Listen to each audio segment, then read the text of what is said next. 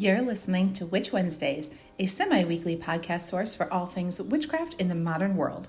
Join your host, Steph, on Wednesday mornings to chat about seasons, Sabbats, and all new witchcraft topics to help you make your life more magical.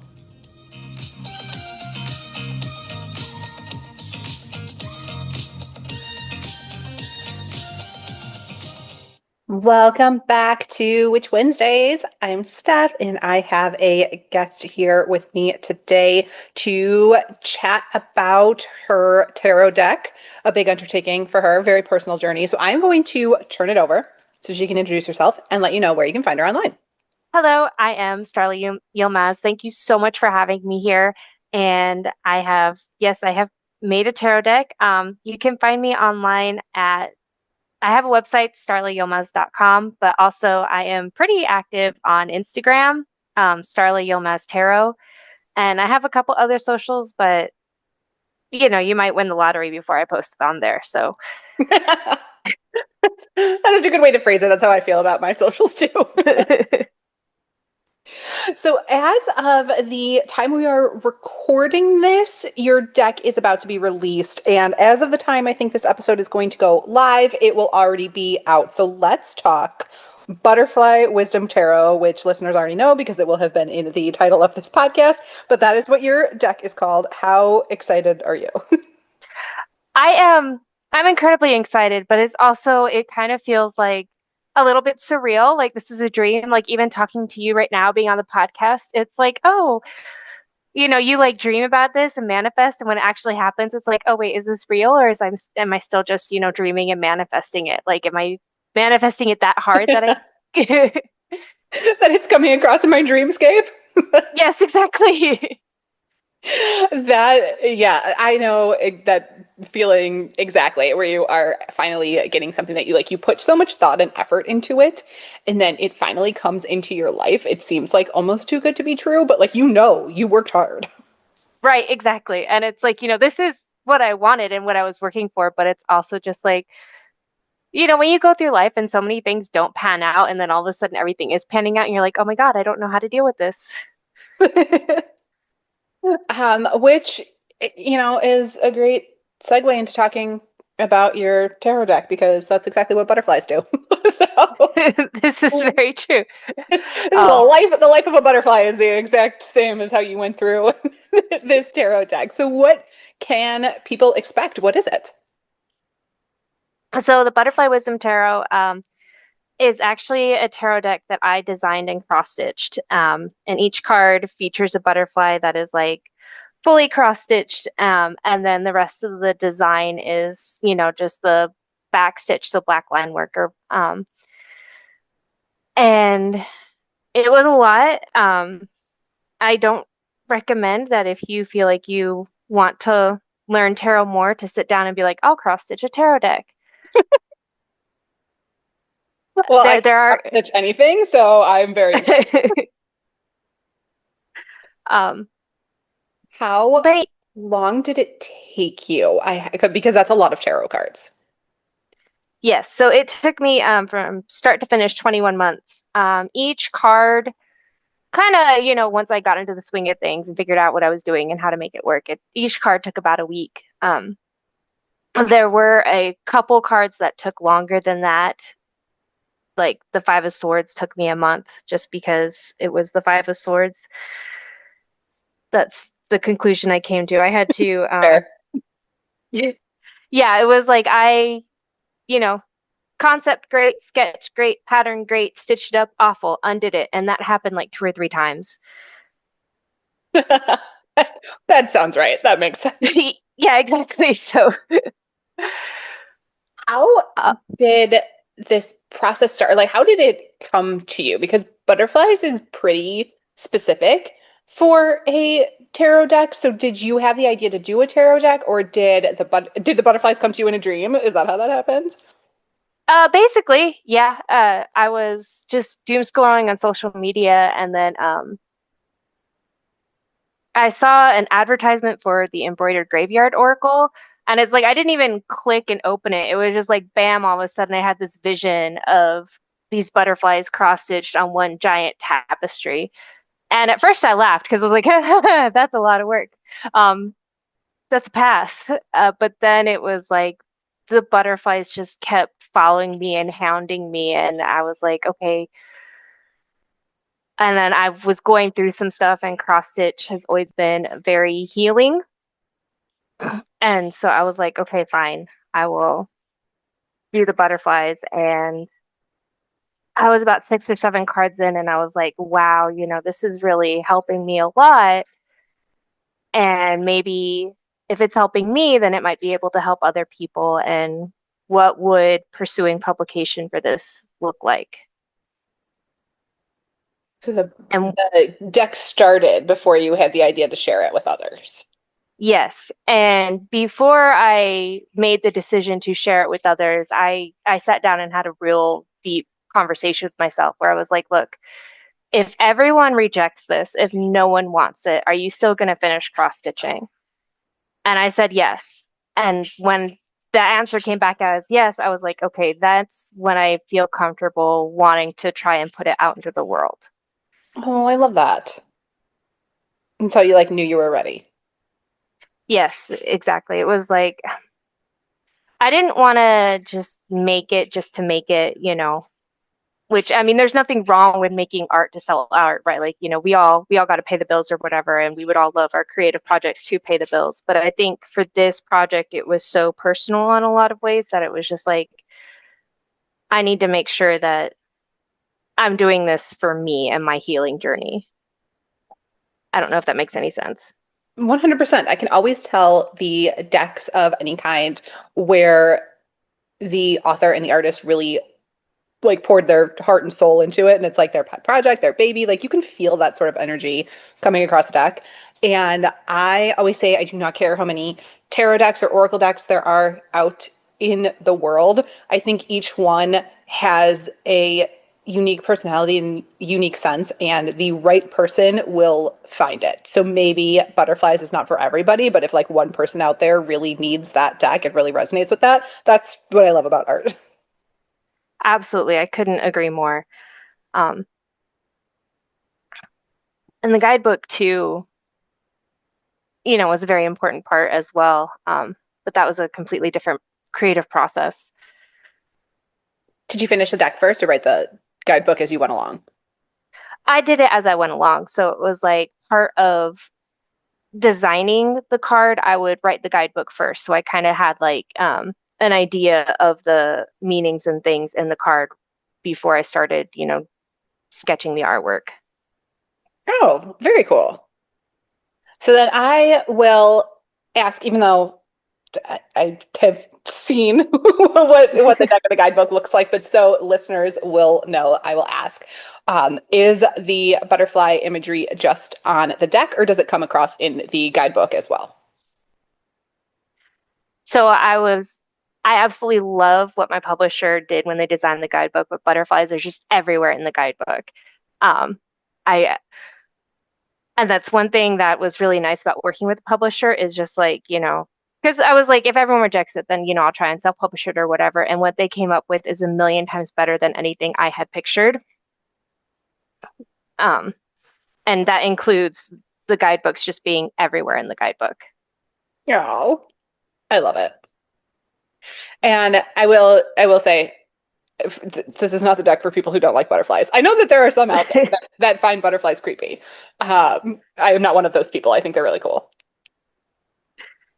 Yeah, but literally every card is just focused on a butterfly. So yeah, if you don't like butterflies, then stay away from this. But if you love if you love butterflies, every butterfly on the card is a real butterfly. It's a real species.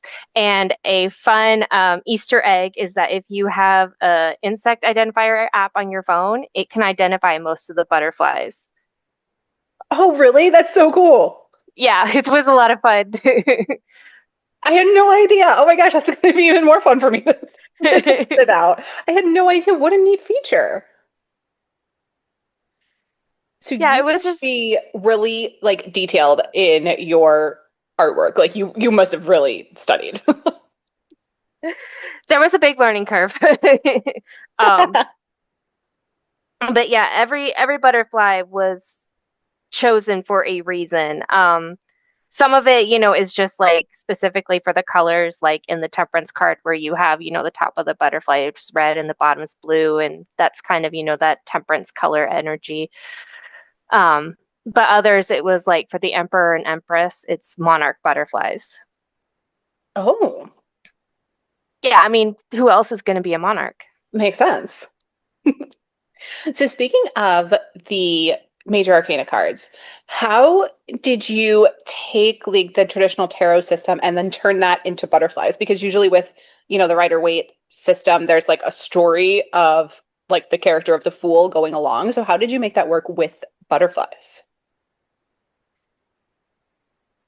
So it's not that I ignored the fool's journey, but each card, has its own story. But there are three cards that do directly relate. If you look at the Hanged Man card, it has a chrysalis, and it is a blue morpho chrysalis. And then if you look, it's not hanging in the circle. It's kind of like this oval-ish shape. And then if you look at the Death card, you can see a blue morpho that is, that it's sitting on top of a skull. It hasn't extended its wings yet. And if you look in the eye socket, a teeny tiny detail, you will see an empty chrysalis hanging. And then if you go to the Fool card, you will see the blue morpho is spread its wings and it's flying. And in the very bottom left, you will see the teeny tiny tip of a skull and then the candles from the Death card. So I didn't necessarily want to do the entire Fool's Journey because I wanted to incorporate all the different butterflies, but I did want there to be an element of that in there. And so that's why I linked those three cards together with the Fool as the blue morpho butterfly just emerging and changing and starting its first flight.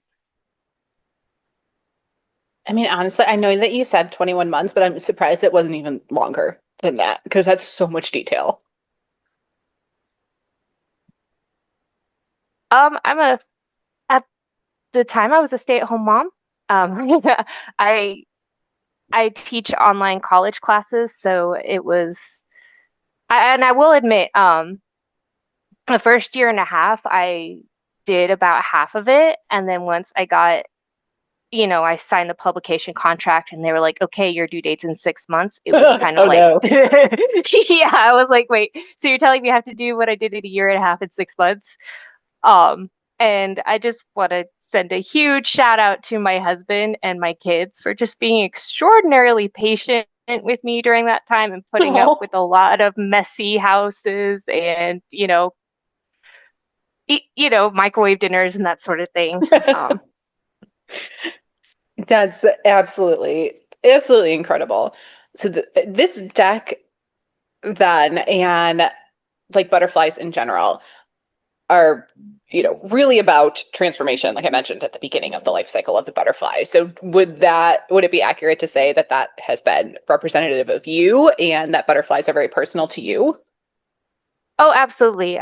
So leading up to this project, and this was another element that went into making the project and why I wasn't necessarily working that much at the time. I had been sick. When I was 18, I started developing what looked like seizures and went through all the testing, and they said, "Oh, it's just psychological and in your head." And so and this was it was a misdiagnosis. And for almost 20 years, my medical condition was not treated. And finally, I had to lie and exaggerate other symptoms or whatever, but I finally managed to force my way into a cardiologist's office who discovered that I had POTS. And once I was properly treated, it was basically like overnight I was healed. Um, and of course, it's not that I'm healed, right? I still have the condition. It's just it makes a big difference when you're getting the proper treatment. And so coming out of that, it was just like, it was everything I wanted, to just kind of wake up and boom, the seizures are gone and all of that. But it left this giant hole in my life because it's kind of like, what do I do? Where do I go from here? Everything has revolved around this illness and these symptoms, and now it's gone. And so that's one reason why I wanted to cross stitch, because I was like, I need to figure out how to move forward in my life. That is so incredibly frustrating that it took so long and that you had to like exaggerate other symptoms to get somebody to like believe you and listen to you. Like it makes me angry just like listening to that. I'm so sorry you had to go through that. Thank you. Yeah. And that was another thing, was just there was a lot of anger that I had to work out. But cross stitching is very helpful with that because you stab something thousands and thousands and thousands of times. I have heard that from other cross stitchers and like crocheters who's just like stabbing stuff. They're like, it's very therapeutic. I'm like, I could see that. I'm really glad that it not only helped you like work through that, because I could imagine carrying that anger for a long time. So I'm glad that that was able to, help you work through all of that, but then also lead to a product that you could share with the world and help other people in the same way. I think that's a really nice full circle moment. Oh, thank you. Yeah. Um, as I said, I really do hope that, because it's like these big transformative moments in our lives, even when they are for a good thing, it is still very disruptive, and there's a lot of complicated feelings, and sometimes we all just kind of need like a big hug. And so that's kind of what I hope this deck does for people, is that it gives them that, just nice, comforting energy that you would feel like if you go to your grandma's house or whatever. I agree. I think a lot of people need that and will appreciate that in this imagery, and especially, their fellow butterfly lovers and just like that whole life cycle process. I think that a lot of people will feel that coming across in this deck. So speaking of this idea of, transformation and also like the understanding yourself and like the work that went into that and like creating this deck and healing from what you went through, you also offer something in the guidebook that I think is really helpful, and that on each card, and that is your thoughts for deeper interpretation section. I absolutely love that in a tarot book because it makes it like so much more personal, and you get so much more out of a reading having those questions. So can you tell the listeners a little bit about that section? So yeah, when I was coming up with the concept of the guidebook, where it was going to be, these little micro short stories, I was like, I don't know if this is going to work. I don't know if this is going to resonate with people or whatever. And so I actually reached out to Deborah Blake for her suggestions, and she very kindly took time out of her busy writing schedule to, help me and coach me. And she was just like, I think this is, the short stories is a great concept, but you're right, it does need something. So it was actually her idea for the questions. And of course, I just kind of took that idea and just ran with it, because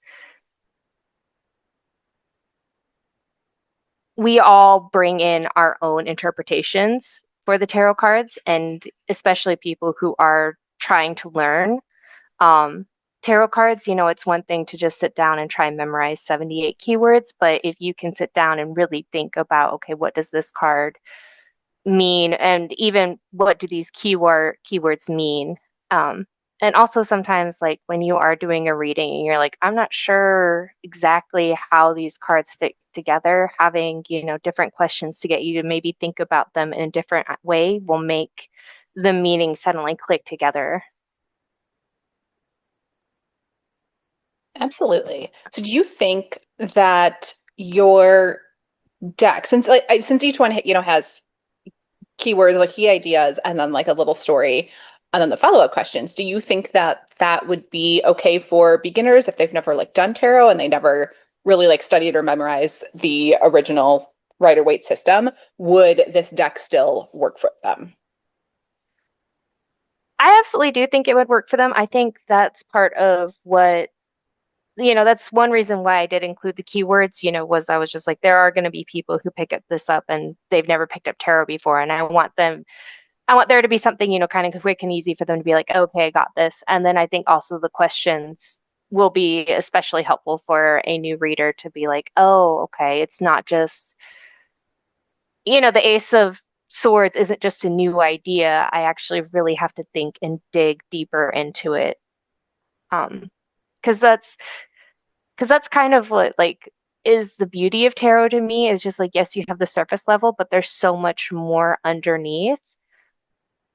Your tarot never gives you just a straight, simple answer, right? There's always different levels to what the cards are trying to tell you.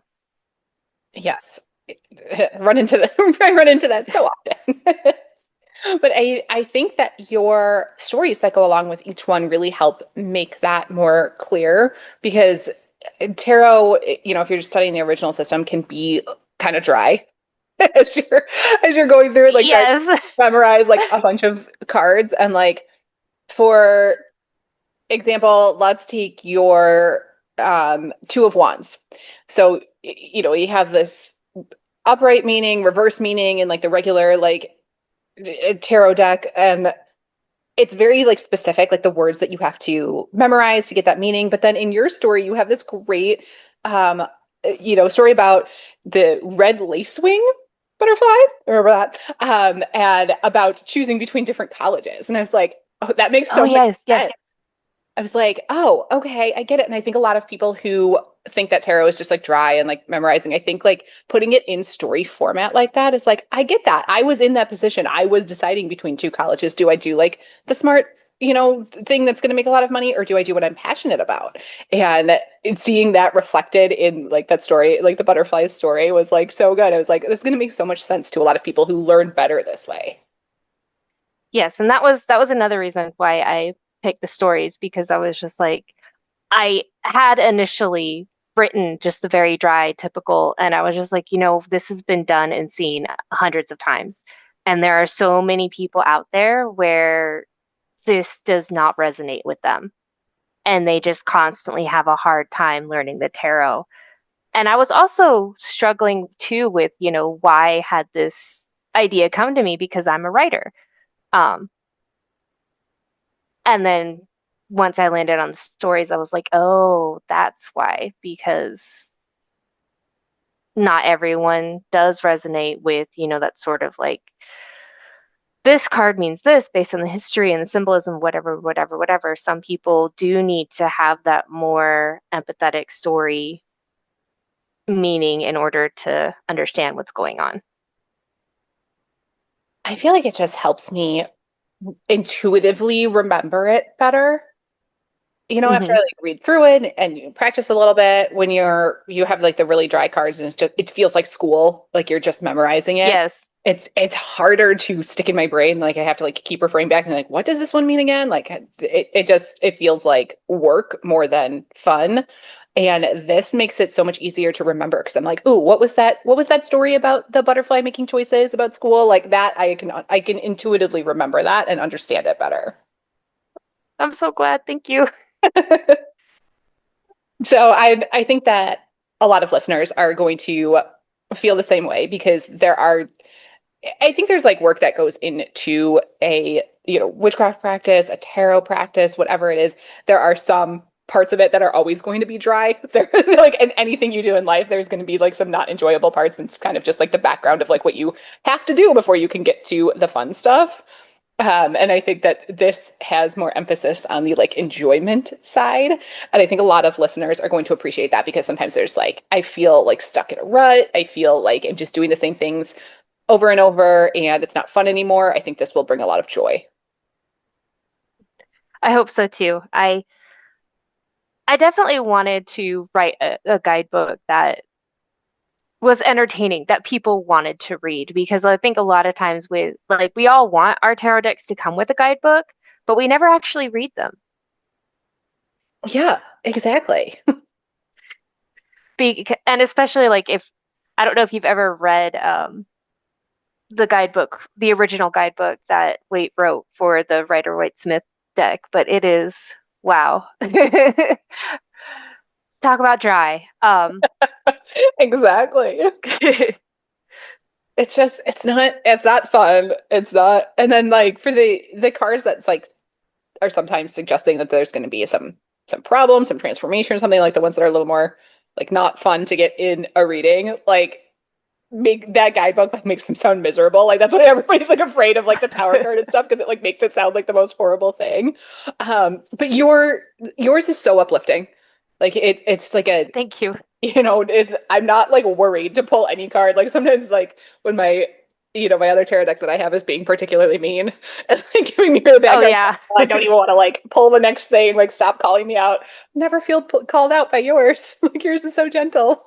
Oh, thank you. That's what I was going for, because I'm just like, a lot of times when we're going through a rough patch for whatever reason, even if it's just like, why won't he call me back? The last thing we want is to get called out by our cards. Even though, like, yes, we all need to get called out or whatever, but it's like you can call someone out in a gentle way. Not everyone responds to tough love. And you don't always need tough love in every situation. Yeah, exactly. Yeah, sometimes I just want, and you know what? It's good to know what's coming. Like sometimes the universe really wants to get something across and tell you something and have you understand it. But the more that it like feels negative, like the more I'm going to resist, and therefore Yes. not get the message and not, have what I need in my life, not have the information that I need. So like getting it delivered in a more gentle way is like, okay, I understand, like, I am being called out, but at least I'm like more receptive to the message. Yeah, it's like it's like, I'm walking towards a cliff and it's like you can say fuck off, step back or whatever, and I'll just be like, screw you, and keep walking toward you. You can be like, hey, danger ahead, just you may want to look a little bit, different approaches. And it's all about trying to keep you from walking off the edge of the cliff. Exactly. And some people just like a softer approach. I think that's the perfect deck for people like that, or people like me who have multiple decks for multiple different scenarios. I think when I'm in like my I need a friend, this is the deck to pick when I'm in my I need a friend mode. Absolutely. That is the whole goal of this deck. Is it's like, yes, we all have those. It's because yes, we do need tough love sometimes, but also sometimes it's like, right, we all have this. It's like you have the friend that you will call to hide the body, and you will have the friend who will come over with the pint of ice cream and the cookie dough. Exactly. And maybe that's why I connect with this deck so much, because I am the hide the body friend, and all of like my like good friends in my life are like the come over and like hang out, bring me ice cream, like whatever, like that kind of friend, because I guess like that's what I need, because I'm the opposite energy.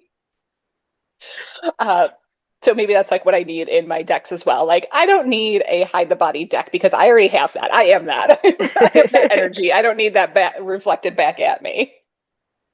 Something else that I wanted to call out before we finish up, to just let listeners know if they are, this sounds interesting. They also love butterflies. You also include butterfly patterns. And I think that's such a sweet addition. I love that. If people cross stitch and like this form of art.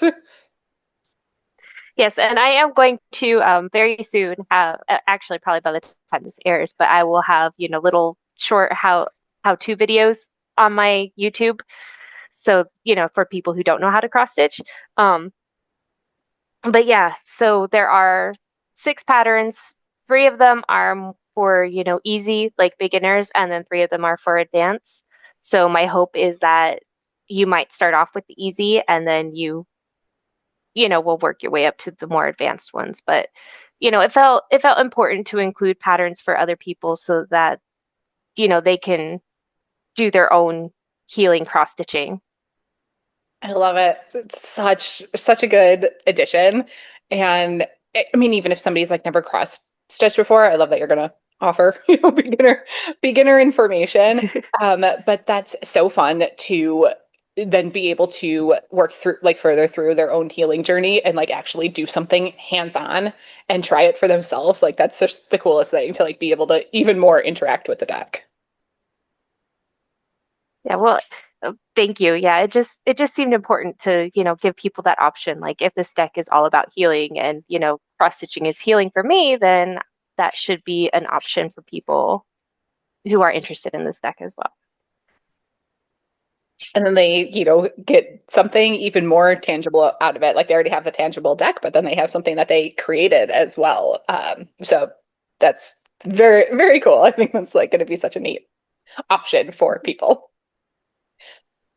And then before we end here, I always like to ask, I think we went over a lot of, tips and things for beginners because this is going to be like a very beginner friendly deck. But do you have any other advice that you would like to offer beginners that we didn't already touch on, whether that's like beginning tarot, beginning cross stitch, beginning a relationship with butterflies, whatever it is? So I think, right, the best way to learn something is, practice and repetition. Um, and even if you are wanting to embark on a new creative journey, whether it be writing or cross stitch or whatever, just do a little bit every day. So the advice I give for new writers is, because it's like the idea of writing a whole book is very overwhelming and all of that. So it's just like, it's just one sentence. Just one sentence every day, and then in a year you'll have like a book. So that would be my recommendation is don't look at like, like I'm going to learn tarot and oh my God, it's 78 and that's so overwhelming. And it's just like, no, just every day, just kind of pick one card and just focus on it if you're going to. And, if you can journal on it or, just focus on reading the guidebook and meditating on it, however you learn best, but just focus on one a day. Don't try and do everything at once because that's just going to overwhelm you. Excellent advice for so much more than just tarot. I get stuck in that trap like all the time, even though I know better. I think I like get excited about something new and then I dive in and burn myself out in a week. So I need to take that advice to heart. So that's good advice, like not just for beginners. That's a good advice for beginner and advanced practitioners alike. Absolutely. Well, Starla, thank you so much for being here today and sharing all about the Butterfly Wisdom Tarot and opening up, about your story and the whole journey that you went on. It was really great to chat with you. Oh, thank you so much for having me. This was really an honor, and I appreciate being here and for everyone who's listening right now, just tuning in to hear my voice. And I know that before recording, you were nervous about podcasts and, putting your art out there in the world. And I just want to say that I think listeners are going to love this episode. And you had no need to be nervous because it was such a great chat and such a great product that you put out. Oh, thank you so much. Listeners, as always, I am going to have everything that we talked about linked below and in the show notes over at witchwednesdays.com. So you can easily find the Butterfly Wisdom Tarot deck, which at the time that this will be published is available for sale, so you can order it. And do let me know how you personally feel about butterflies. I feel like most of us witches are butterfly lovers, but if you disagree, if you're out there and not a butterfly lover, I would still love to hear it. But I think that we all love the transformative life of a butterfly and that transformation period. So do let me know your thoughts on butterflies.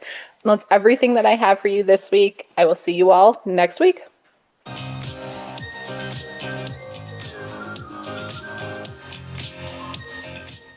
Need even more witchcraft in your life?